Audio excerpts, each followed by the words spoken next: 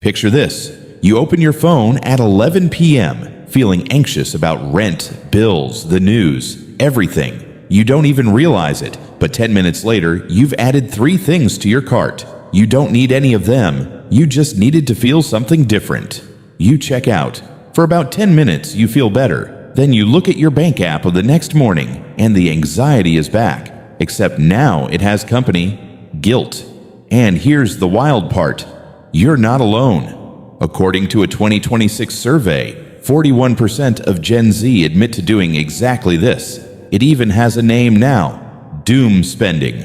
Doom spending isn't about being bad with money. It's using your bank account to manage feelings your brain doesn't know how to process any other way. I'm going to break down exactly why this happens, and more importantly, what actually works to stop it. Not willpower tricks, real psychology. If you've ever bought something you didn't need just to feel okay for a minute, hit subscribe, because this series is about exactly that. Here's the uncomfortable truth. Doom spending isn't a spending problem.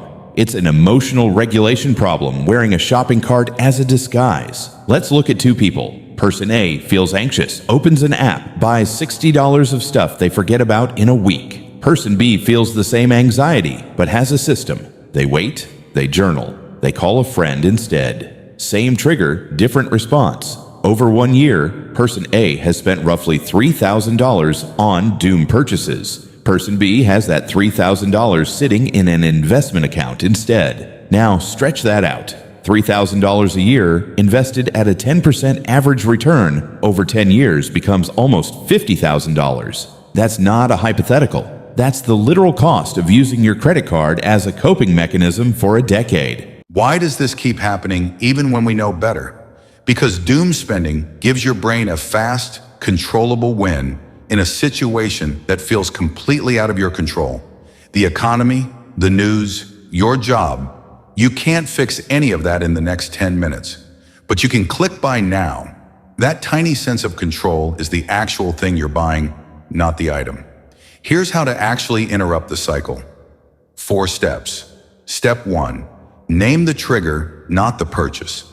Before you shop, ask yourself, what am I actually feeling right now? Anxious, bored, angry? Naming it takes power away from the impulse. Step 2. Build a 10-minute pause rule, not a 24-hour one. Doom spending is impulsive. It thrives in the moment.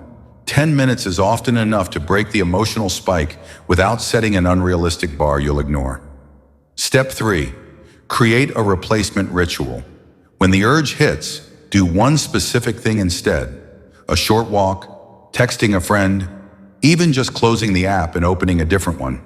The goal isn't willpower, it's redirection. Step 4. Track the pattern, not the guilt. For 2 weeks, just note when it happens and what triggered it. News, a bad day, scrolling before bed. You're not trying to be perfect. You're trying to see the shape of the problem.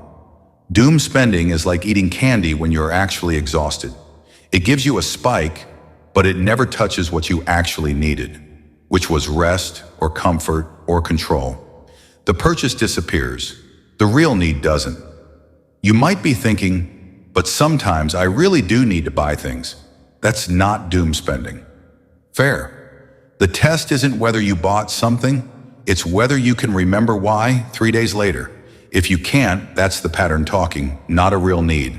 So, doom spending isn't a character flaw, it's your brain looking for control during real uncertainty. Name the trigger, build a short pause, create a replacement ritual, and track the pattern instead of judging yourself for it. You don't need to fix your entire financial life tonight. You just need to catch the moment between the feeling and the click. That's where everything changes. If this described you even a little, hit subscribe. The next video in this series is about why we hide this stuff instead of talking about it, and why that silence makes it worse. And I'm curious, what's the thing you buy when you're stressed? Comment below, no judgment.